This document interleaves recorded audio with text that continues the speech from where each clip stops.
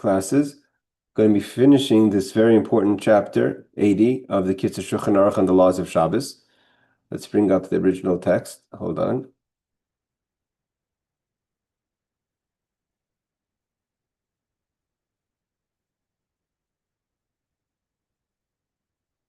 Okay, so we're holding. I mean, these are everyday, so to say, everyday Shabbos laws that we deal with all the time. And so we're holding law number Ayin Zayin, which corresponds to 77. The oihel, a tent, should be and a tent. The hainu gag hamahil, which is a roof that's covering over. I mean, the idea of what we're defining as the oihel, and the reason why we're defining it this way is because this is the definition. If it's on a gag, it's a roof kind of covering from the top. Even though it's not really there as a tent to create a space, but only as like an umbrella to protect from the sun, or for the rain. Similarly, so it's not that you're trying to create a separate space of living or being, but just a shield. Even if it's only temporary, like an umbrella is. If it's a square tefach, which is about 3 inches square, it's prohibited to make such a tent on Shabbos, even if it's a temporary tent, i.e. you cannot open an umbrella on Shabbos. Therefore he adds to that. Arisa shall tinak shenoisten ba chishukim shall eitzu poison alem sadin. If you have bedposts on a baby's child and you throw over it a blanket, so to say, to create a silence, you want the child to go to sleep. People do this all the time, right? They cover the carriage, the pram. So here you have these a crib that has wooden hoops on the top. And you spread a sheet on top of it. It's also lifreis ayisa b'Shabbos. You can't spread that sheet on Shabbos. If you have it spread before Shabbos, obviously not a problem. But you can't spread it on the Shabbos or Yom Tov for that matter. That's not just something connected to Shabbos. It's also applicable to Yom Tov, to the holiday. There's one condition, like we said last week, that if a separation has already been extended a little bit, and to further extend it means it's already been extended 1 tefach, about 3 inches. Let's say it's not, it's a kind of on a rail or something. So it's not totally bunched together. We learned last week that if it's bunched together, even if it's bunched together and the bunch together makes itself a tefach, that's not considered open a bit. It has to be opened a bit beyond the bunch together. So if it's, let's say, like a little bit open up to a tefach or more, from a tefach and more, and then you're only adding to a temporary tent, then it's permitted. So if you have this kind of bed covering that's opened a little bit, you could extend it. All right, there's a lot of questions going through my mind about, for instance, a baby, those things, what do they call it, the hood that that's on today's tram, on the prams, that it goes down like that. He said before last week about the Spanish mechizos, the Spanish separations, kind of that fold. I don't hear anyone that says that it's prohibited to open those on Shabbos if you put your baby in the pram, but seemingly it's the same idea. He says a baby's bed that you're covering. So here you have that little hood. Yes, Barbara. You're on mute. Yeah, I was just going to ask, if it's raining and you open your umbrella and you leave it in an area where and you open it before Shabbos, that's okay, right? I mean, or would this be appearances? You wouldn't want to give the appearance that you're doing something that's inappropriate. Yeah, so that's that there is with the umbrella, let's say carrying an open umbrella around a private domain in your backyard, say, so you're allowed to carry there in a place that you're permitted to carry, or there's an Eruv, etc. That's a good point. There is the concern of Marasayin, that you opened it on Shabbos, because most people don't leave an open umbrella and use it. Most people close an umbrella. So I have to double check on that. If, for instance, there's an Erev and you want to walk to shul and you pre-open your umbrella, so the carrying, but there's also it's not it's when we say something's muksa, what does muksa mean? Muksa means that something that because it's connected to something that's forbidden on Shabbos, so therefore it's like kind of been separated and shouldn't be touched on Shabbos. It means not no things that are connected to something that you shouldn't be doing on Shabbos, or you clearly will not use it on Shabbos. You can't touch. You can't just pick up anything on Shabbos. Those are the laws of muksa. But in this case, it's traditionally an umbrella would be looked at as something as muksa. However, but there's, like you said, if it's being used as something in a permissible way, I need to check on that. Yeah, it's a good question, Barbara. A very practical good question because it probably comes into question all the time. But you're definitely not allowed to close the umbrella. Just like you can't open it, you can't close it. We're going to see that in a second. But to have let's say something for the rain that's let's say on your table or you're outside, an awning that's opened a little bit, you're allowed to continue opening it. So the idea of creating that is not a problem on Shabbos. And we do say it's permissible if it's opened a little bit. So we have to see a second. Let's see if we can, it could be we're going to address this question in a second. Okay.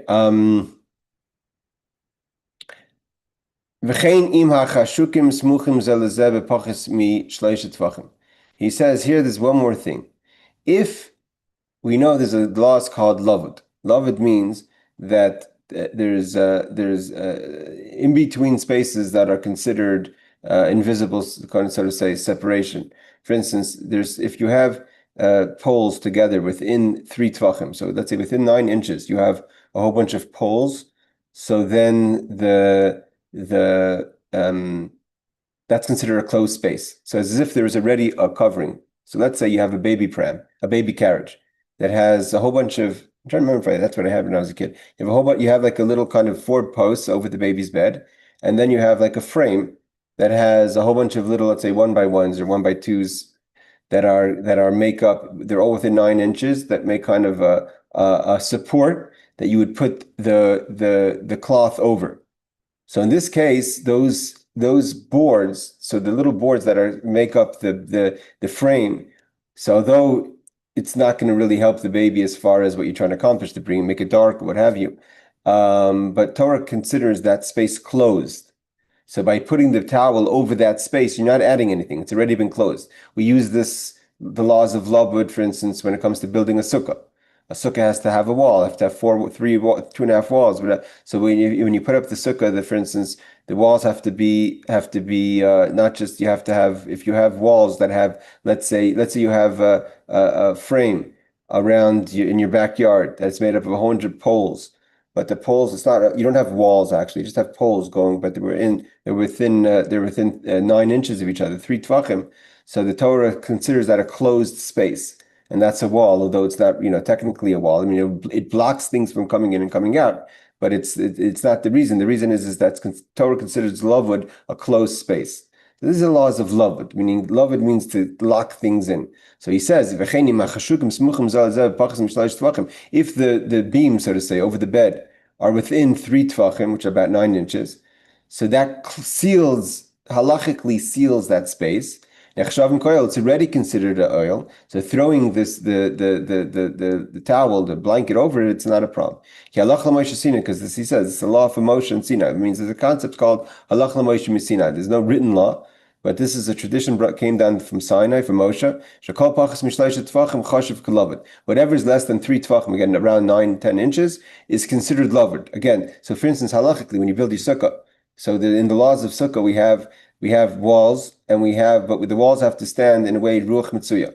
Means the walls have to stand in a way that withstand the wind. So if you put up proper wood walls, obviously there's no problem. But today, when you build a sukkah, we have these metal frames that we put plastic or material around, and just that alone, the wind comes in and blows the walls. It's like it's nothing. It doesn't hold. So because it doesn't hold, it's a problem.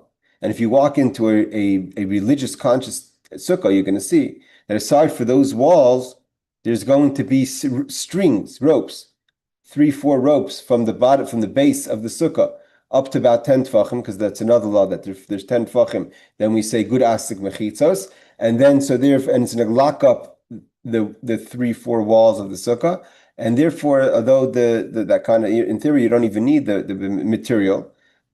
This whole halacha could be you do need the material if you could, because if you to make it close to the schach, whatever. That's another whole sugya, another whole conversation about sukkah. But the idea is that even these kind of strings. So if you see strings in a sukkah when you walk in there, it's not a support; it's to make the sukkah kosher. Okay, but that applies here as well. So if you create a oil, let's so say a tent cover, or a cover like in the case of the bed, that is made up of beams or strings in a way, proper strings that create a space like within 10 inches of each other, that seals the space, and then it's not a problem anymore to throw, because you're throwing a towel over a roof.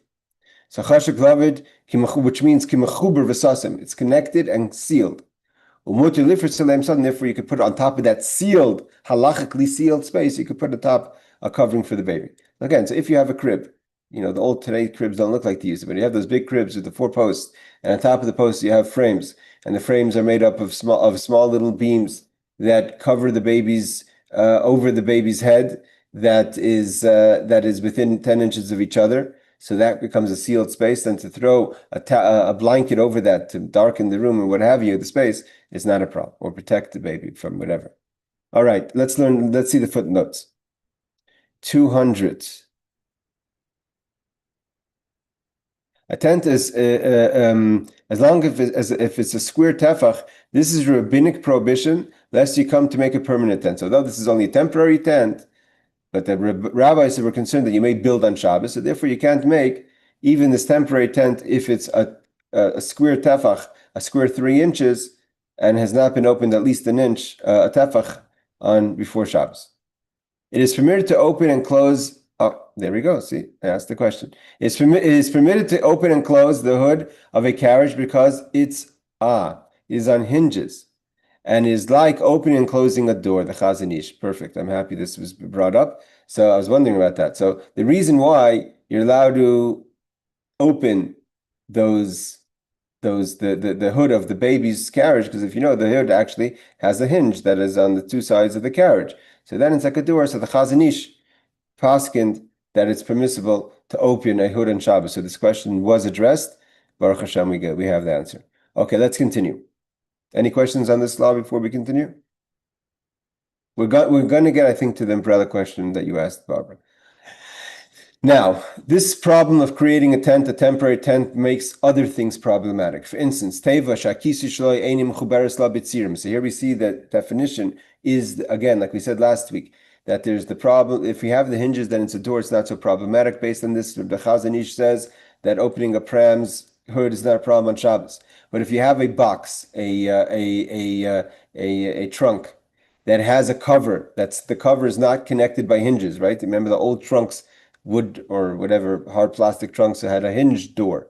But if it's not created on hinges, just like a box of a piece of wood, a plank of wood that you cover the box. So if the box is a space, so then you can't remove the covering of the box that's not on hinges, because then you're breaking a tent. Right now, that cover is covering over, is sealing a space. By removing it, you're breaking a tent.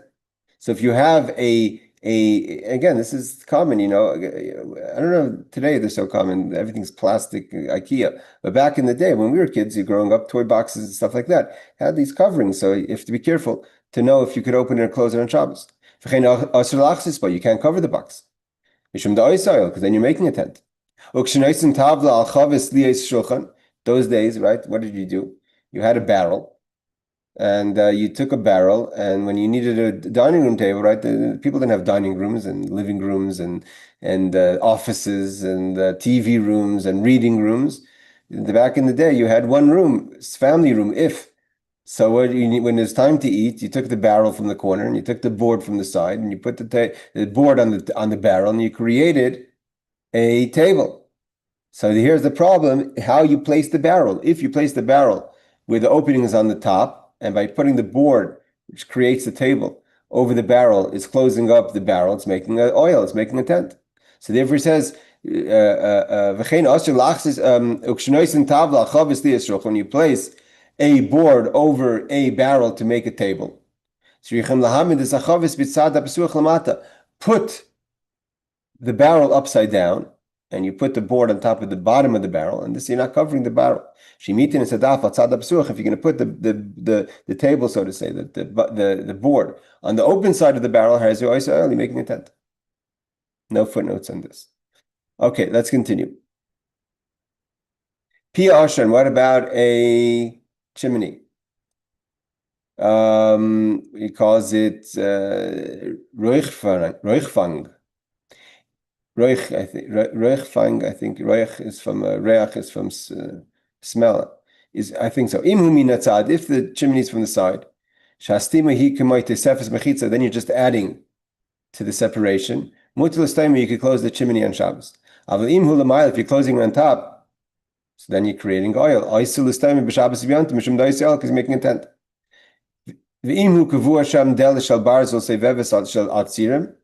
But if it says, if an iron door is installed there that swings on hinges, again, the hinges creates it as a door. Then you can close it. It's like a door. Again, the Chazon Ish uses this for a tram, a baby's thing, which means to say, because we just had this story actually over Shavuos. We had my in-laws, my brother-in-law came to town, and they borrowed a carriage, and the carriage did not have a working hood. Whatever, it was someone else's carriage on the bassinet. So they kind of tied a covering on the sides, and you're not allowed to do that on Shabbos. If the only reason, seemingly from the Chazon Ish, is making it permissible to open and close the baby's hood on Shabbos is because it has like hinges. But if you're actually just tying, so to say, a towel over the kind of to create a shield for the child, it's prohibited on Shabbos. That's what it seems, at least. So he says, but in this case, because it has hinges, because it's set there, so it's like a turning door. And then we have to also look about the question, if you're allowed to put a pram, if you're allowed to put the hood, set up the hood on Shabbos, because today it kind of fits in. If you're allowed to put that in on Shabbos, is that a problem? We're going to learn that soon. 202. Because what are we talking about here? It's forbidden, but if it's open on top, the chimney. Okay, so he says over here, according to Tosfos Shabbos, this is only forbidden when the opening is 3 tvachim wide. But if it's less than that, Lavid applies. Oh, here the Tosfos has an amazing idea. It's a chiddush, actually. Let's say a chimney it's very likely the chimney doesn't have. Not sure why it's called the Tosfos, because he said before the only maybe that's the basis of maybe that's the basis of. We say 3 tvachim. I see. So this is the situation. We said before that what kind of covering is prohibited is anything that's a square tefach, which is a square 3 inches. Okay.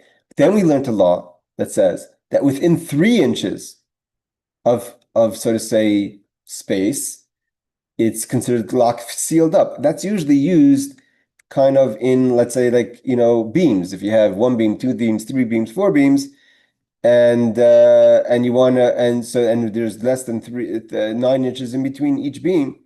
So then the beams are sealed, and therefore it's already a closed space. So if you need to create a closed space, it's a closed space. If you need to be able to put something on top of it to not create a tent because it's already been closed, it's also not a problem. So here the Tosfos is saying something differently. Tosfos is saying you have a chimney. Who says the opening of the chimney is 9 inches, is a square 9 inches? Maybe the chimney is 8 inches.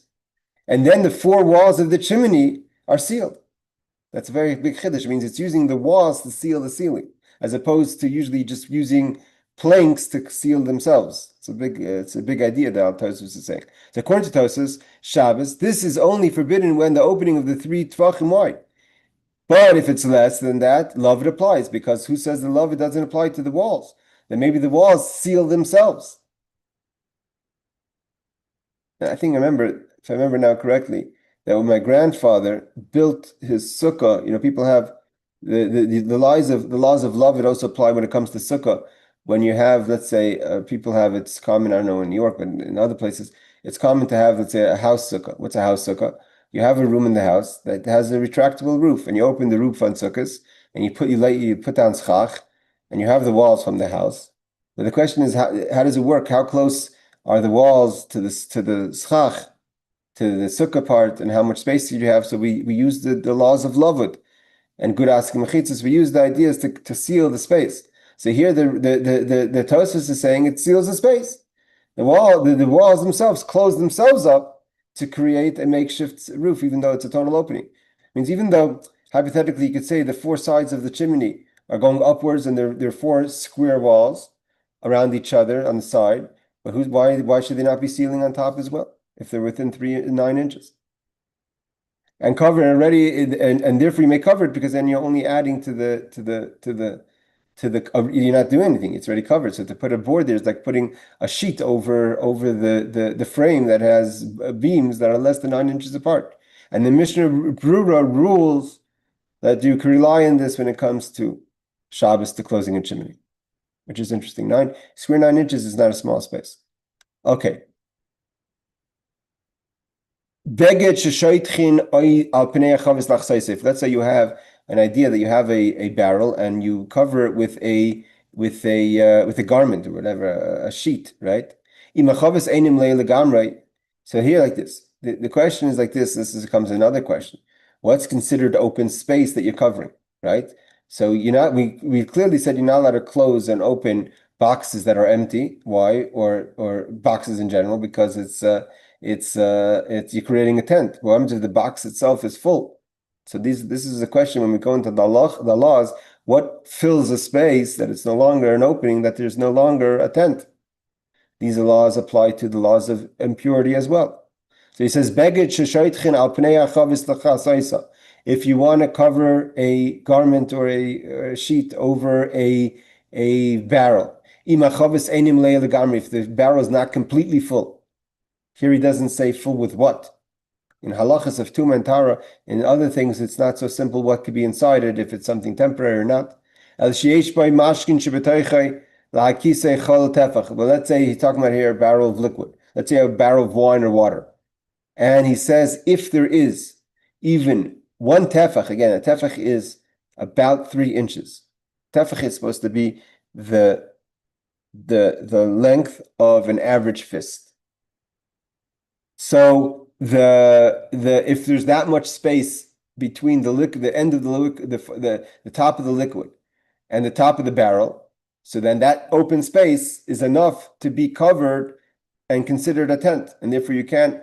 Therefore, don't cover. It doesn't say you can't cover it at all. And the reason you cover it is obviously they were covered and uncovered, so they could drink the liquids and it stays covered and protected. So it says don't cover it totally because it's a problem of oil, because there's within 312 there's one tefach of open space. Only leave a little bit. You have to leave a little bit open, so you haven't created a full tent. That's C203.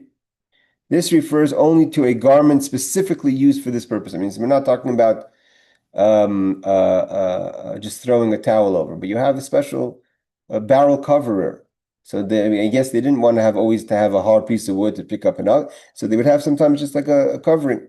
It seems like if one learns this law, it says, look in Sif Lamed Gimel, it seems like a few points over. Number one is it has to be specifically this kind of garment, and we're talking about that it's a soft covering, not a hard covering, a piece of wood. He doesn't say, meaning to say, why is he allowing to cover it a little bit at all, to cover it up to a little bit?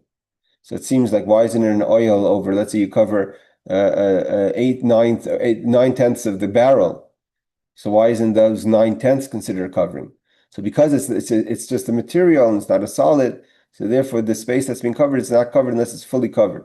So I guess there's a kind of a leniency because of the type of material using to be covered. For instance, he doesn't give this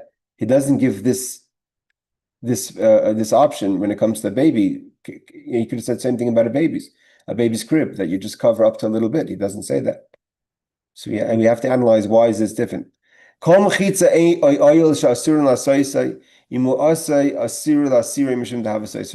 he goes back to something he mentioned, he alluded to before, but now he's saying it clearly in the law, Pei Aleph, in 81, that anything that you're not allowed to create, you're not allowed to dismantle. Because by removing it, you're taking down a tent. And that's also prohibited on Shabbos. Like I said before, if you're not allowed to, if the umbrella can't be closed on Shabbos.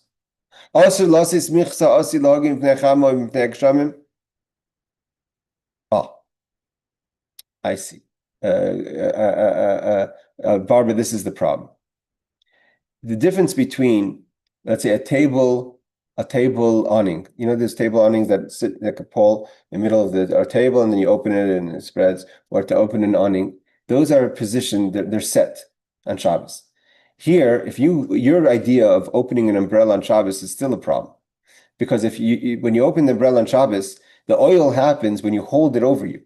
So even if it's just like a towel, right? When you take the towel and you cover the barrel, you're creating a tent.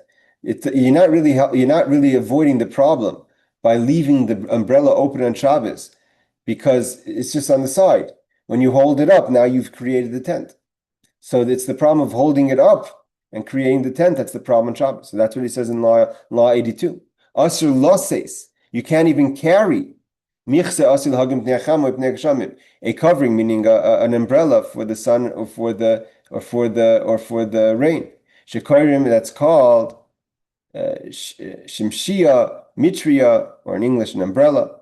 Because at the moment of covering yourself, it creates the tent. Okay, so therefore that answers your question. Unfortunately, Barbara, seemingly that we cannot, even if you leave the umbrella open on Shabbos, you can't hold it over yourself on Shabbos, because then you're creating the tent.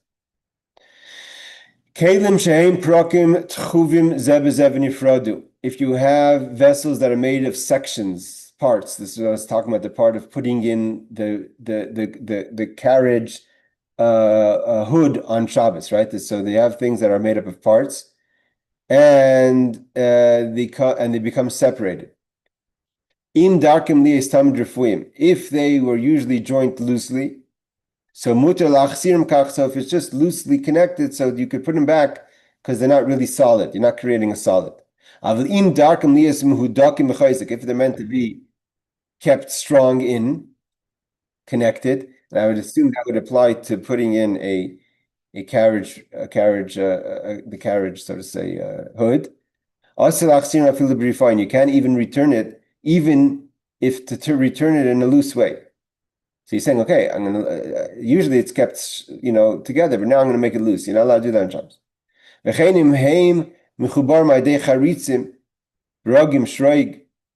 So too, if they are connected by screws, because the screws would make them tight.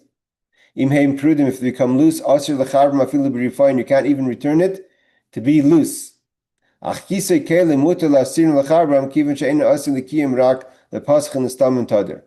this is where I'm wrong. However, it's permissible to remove pot covers, to put them on, since they are not made to remain there, rather to be opened and closed constantly. So therefore, they were never meant to be there. So therefore, by closing it, you're not putting together pieces. Okay, let's see. Maybe that would apply to putting in the pram. I'm not sure.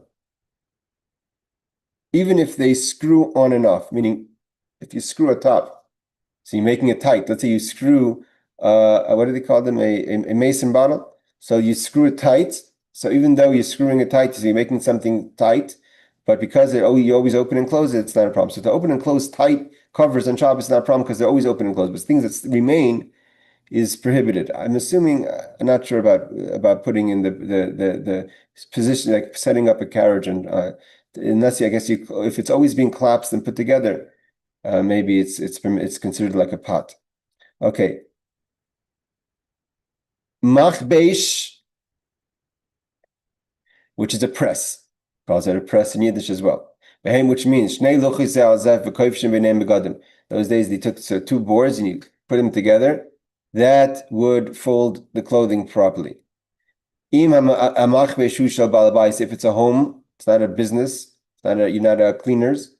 So if you already have clothing there, you could unhook, so to say, the press and take the clothing to wear on Shabbos.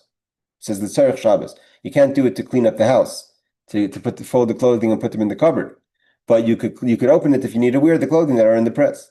You're not allowed to press it on Shabbos. Because then if you're pressing it, you're not pressing it for now. You're pressing it for it. I guess the pressing was a long time. They press it for a while. So because you're doing it on Shabbos, you're creating something for Shabbos that's on Shabbos that's for the week. So that you're now prepare for the week. However, but if it's a cleaners, meaning it's a business, shar umanim or other kind of businesses, because they have a commercial press, and the commercial presses are closed very strong. So then it's considering as if you're dismantling something. Even if it would be open before the Shabbos, so you're not undoing this press, still you can't go into the cleaners. To take your clothing for Shabbos, obviously, even if you need for Shabbos, because maybe to next week or another time you're gonna dismantle it, you're gonna unhinge it, and that's going to be a problem. So therefore, when it comes to commercial press, if your clothing are there and you have access to the room of the commercial press, you still cannot remove your clothing from there. And again, I don't believe there's any footnotes. Okay. Safsal shenishmak, and this is now going to the laws of reconnecting things that get disconnected during the day. Safsal shenishmata achs miragla. Let's say a foot of the bench gets dislocated. Also, you can't return it on Shabbos to re-put the foot back in. And you can't lean the broken bench on another bench for support. Unless you've already once sat on it like that. But if you haven't, so you're creating something new. However,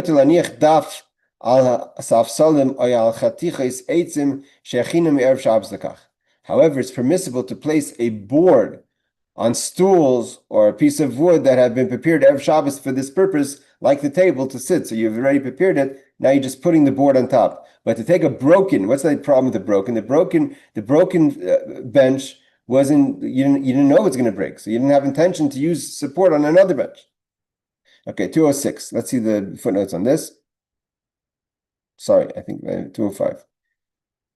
A leg of a stool comes out. It's a rabbinical decree lest you put it there tightly, thereby doing a malach of banya. If you're going to make it tight, even then you're going to be building something.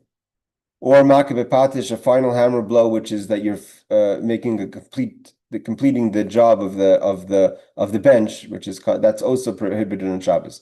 Makabe patish is that the last hammer's bang that makes something complete. Number 206. It's the makabe patish doesn't just mean a hammer; it means that final touch that something becomes usable before it's not.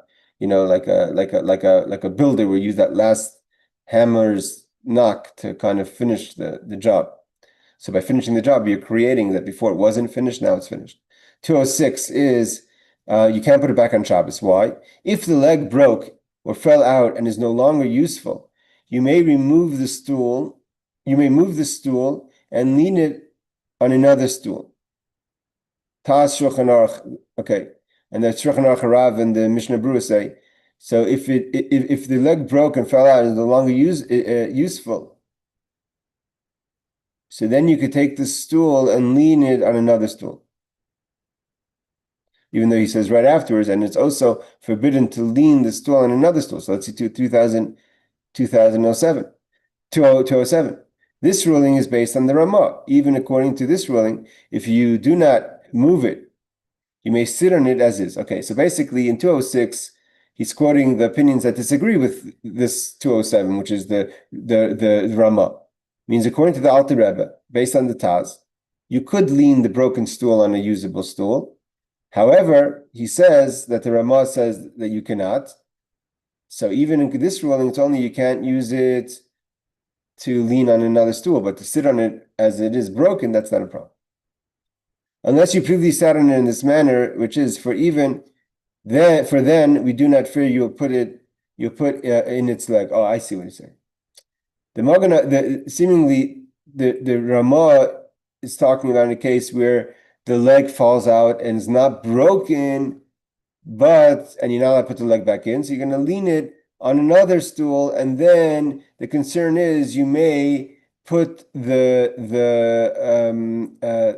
foot back in. The Alter Rebbe that we quoted in 206 is talking about the leg broke. If the leg broke, it's no concern that you're going to put it back in by leaning it on the next stool. And now he adds in 2008, that unless it's you previously said in this manner, so then if you did it with this way once, so you sat in this manner, so then we're less concerned that you'd maybe put the leg back in. So there's basically three ideas here.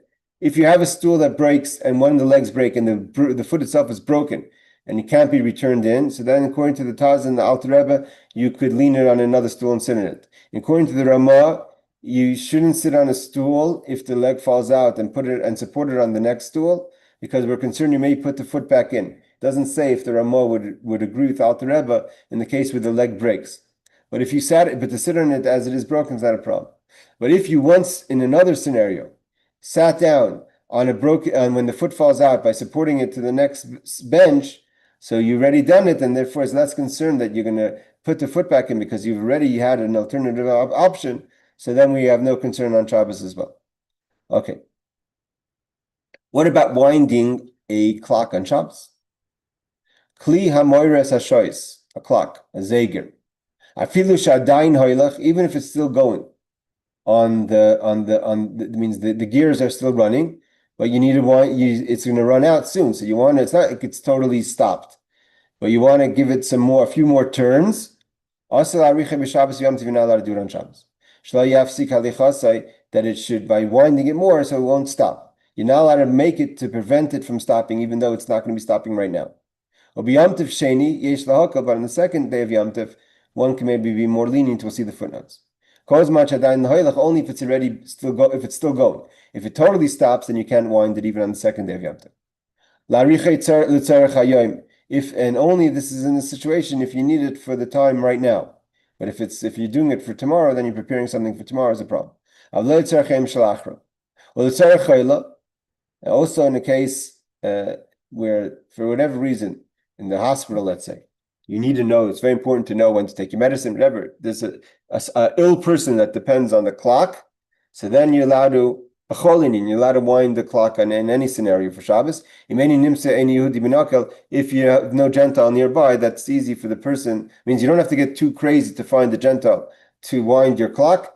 If there's someone who's sick, ill, and depending on I think the same would apply to elderly who take medicine hourly or whatever, that they would need to know what time it is, as long as if it's health reasons.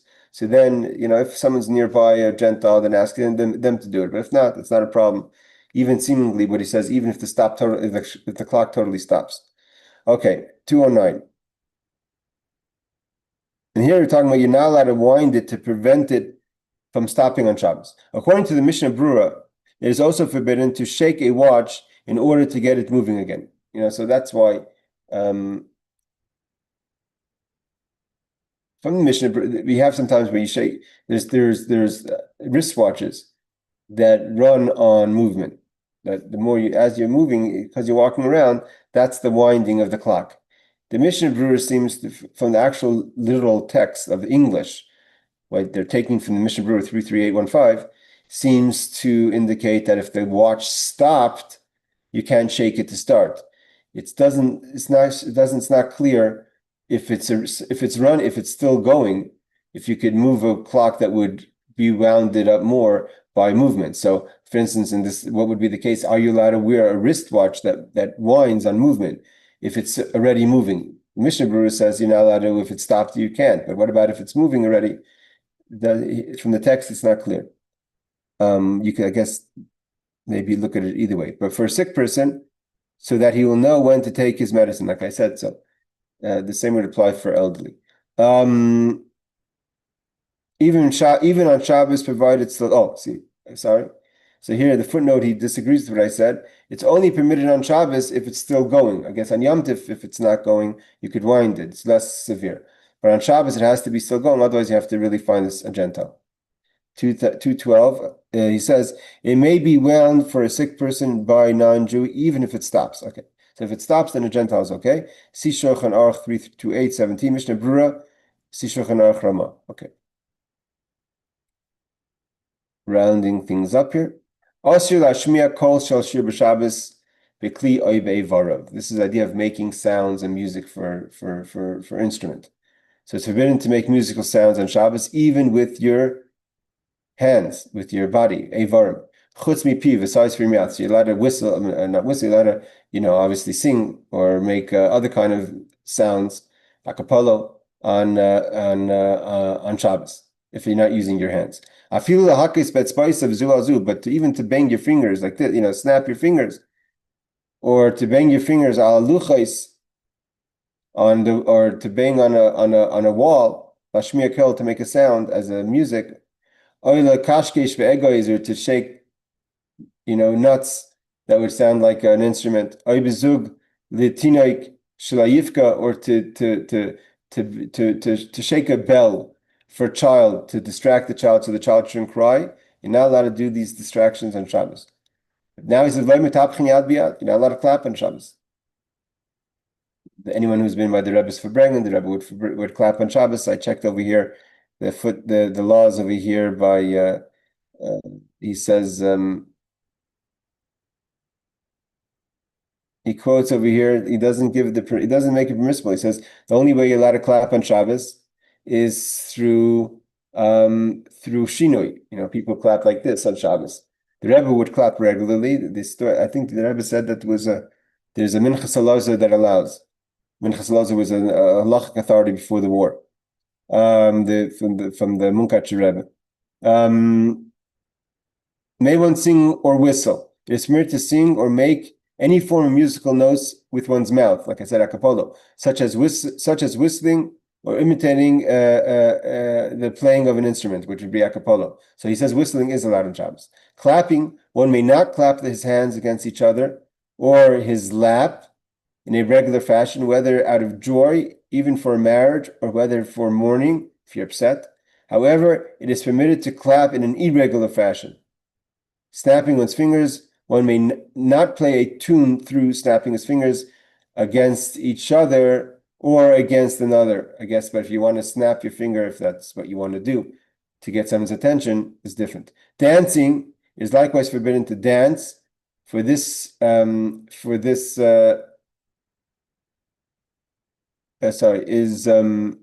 are we holding? Dancing is likewise forbidden to dance for this reason, even by a wedding. However, if it's a wedding on Shabbos. However, on Simchas Torah, it's permitted to dance while singing praise for the Torah, as this is the honor of the Torah.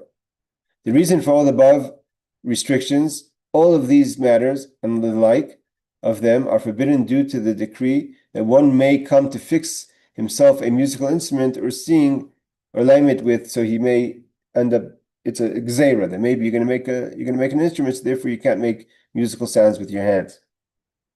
The custom to be lenient. Now that the populace is accustomed to clap and stamp and dance without an irregularity of all forms of joy and occasions, one is not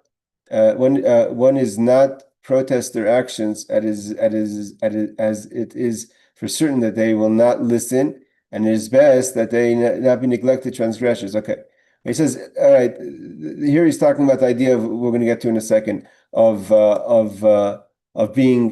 telling someone to do something when you know they're not going to listen.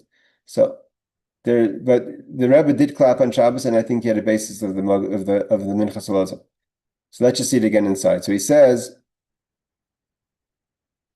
you could clap on Shabbos you could clap for the Torah. That's why it's Simchas Torah. You could dance. He said we don't dance on Shabbos. And also, people who make certain sounds for children, we're not strict because there's those who permit it. Let's see the footnotes. 2:13. He says, what are we talking about over here? It's forbidden to clap or dance. 2:13. Shulchan Aruch, it is forbidden lest it cause you to fix a musical instrument, like I said before, so that they will play. To clap in an irregular manner is permitted, a shinoi, but everything else mentioned is prohibited even in an irregular manner, says the Bir Halacha.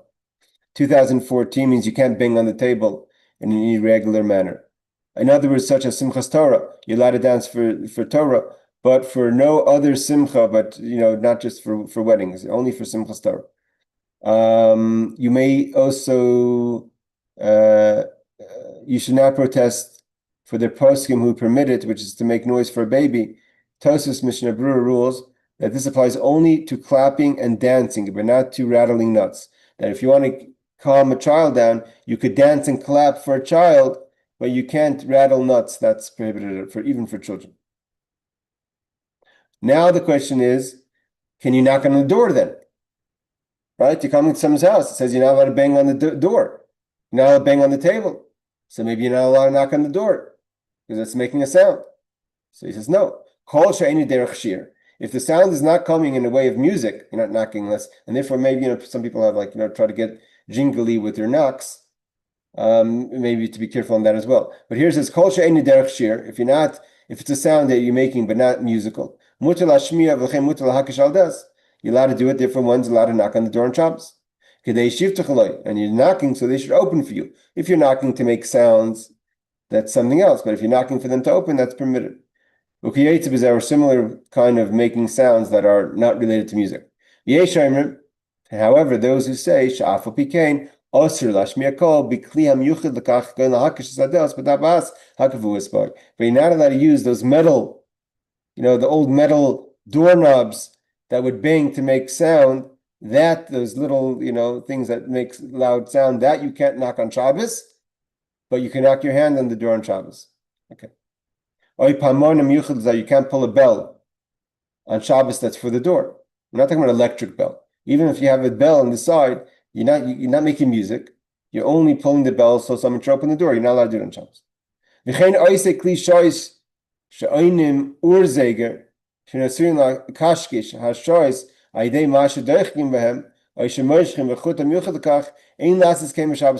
Oh, now it comes about cuckoo clocks that make sounds every hour, half hour.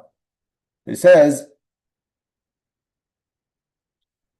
similarly, those clocks that are made to strike the hour by means of pressing them or by pulling special chains may not be operated as such on Shabbos and Yom Tov. Let's see Pt.16. The Bir Halacha rules that you may do so if you have no other means of getting into the house. It's talking about not using the knocker. However, care should be taken to avoid such situations. I'm a little curious about the second law here about the clocks. It says, "Ein lasis came b'Shabbos." It's not may not be operated as such in Shabbos. I don't know what it means. Maybe not be operated. This may not be operated means that you shouldn't have it in your house, or is there a kind of something that you're doing? Most people who have cuckoo clocks in their house, it's something you have in the house, whether it's a clock or even a furniture kind of. Especially today, it's not your typical clock. I mean, the same question would be setting an alarm on Shabbos today. I'm not sure why there's no footnote on this. We have to check into that on the alarms. There is an app. I know my friend has it. That's called the Shabbos alarm app, which is basically the reason you wouldn't set an alarm on Shabbos, obviously, is if you set an alarm on Shabbos, you're going to be in a scenario where your phone or you're waking up your whole house because it doesn't stop buzzing. But there is an app that just does three rings and it will not repeat itself. So, and he uses that to wake up in the morning on Shabbos. So, but I think that's different. That's not a sound. A ringtone has to be actually be careful. But he's talking about, let's just read this again. Similarly, those clocks that are made to strike the hour by means of pressing them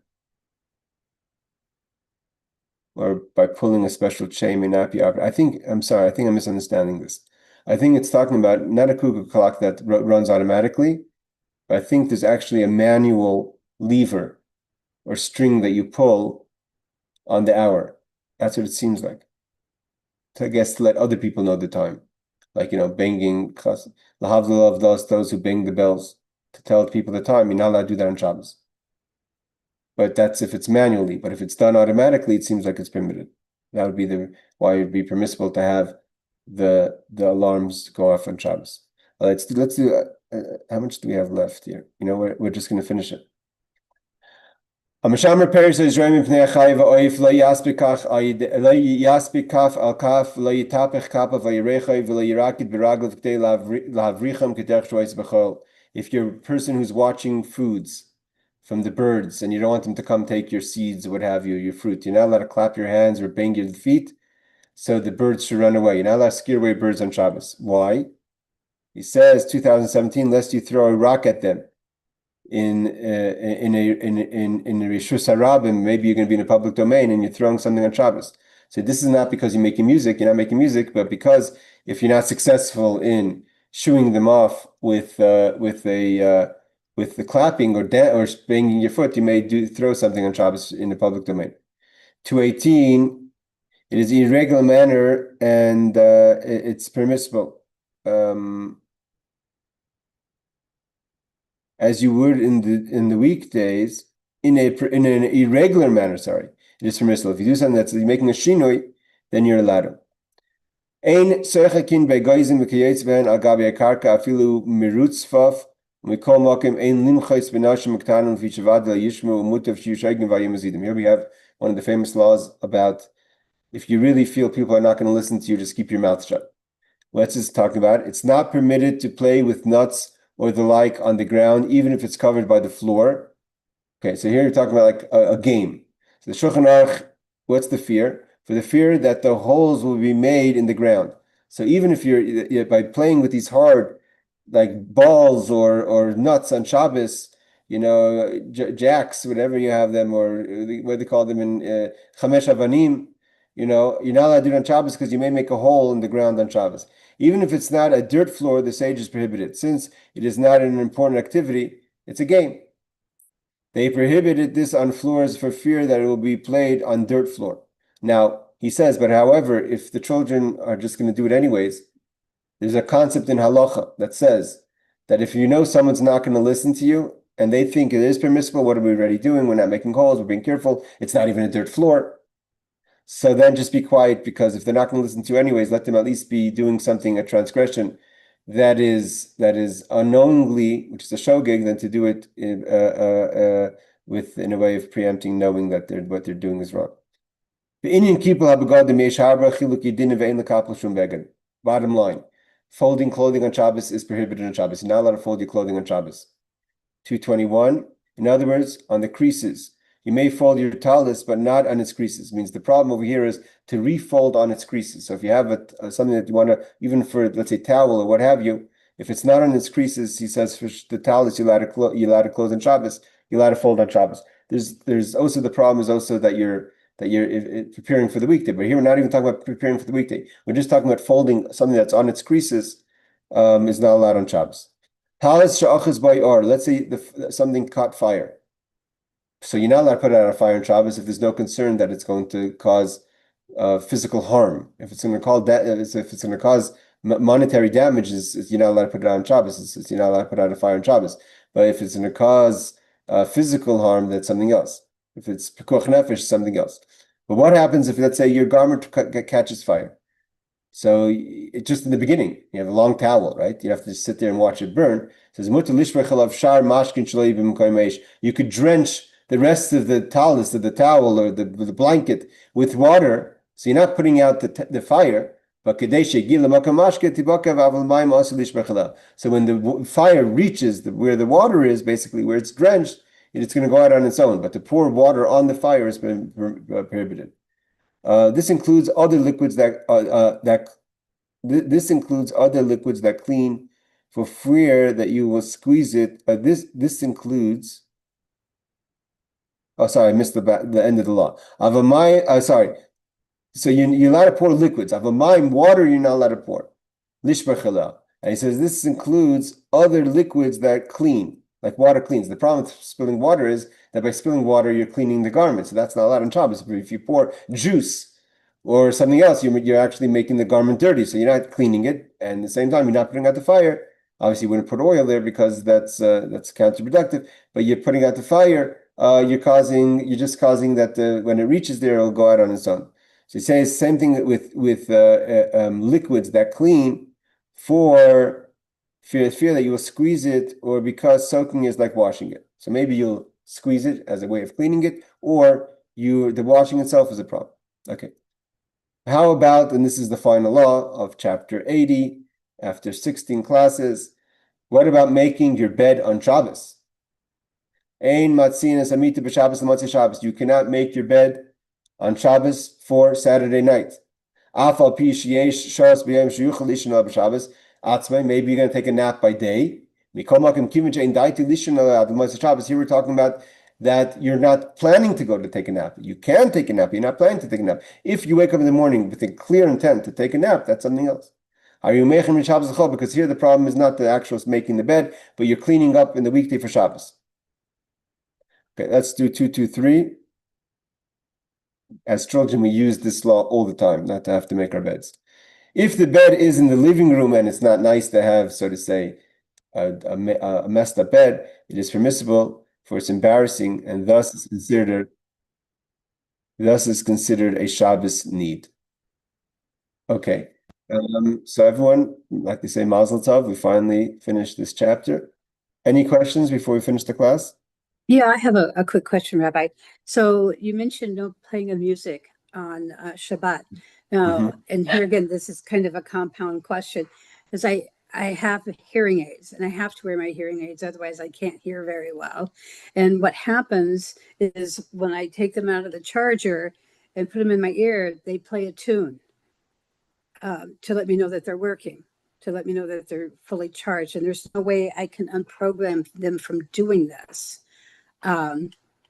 So is the fact that obviously, is the fact that I'm using my hearing aids on Shabbat an issue?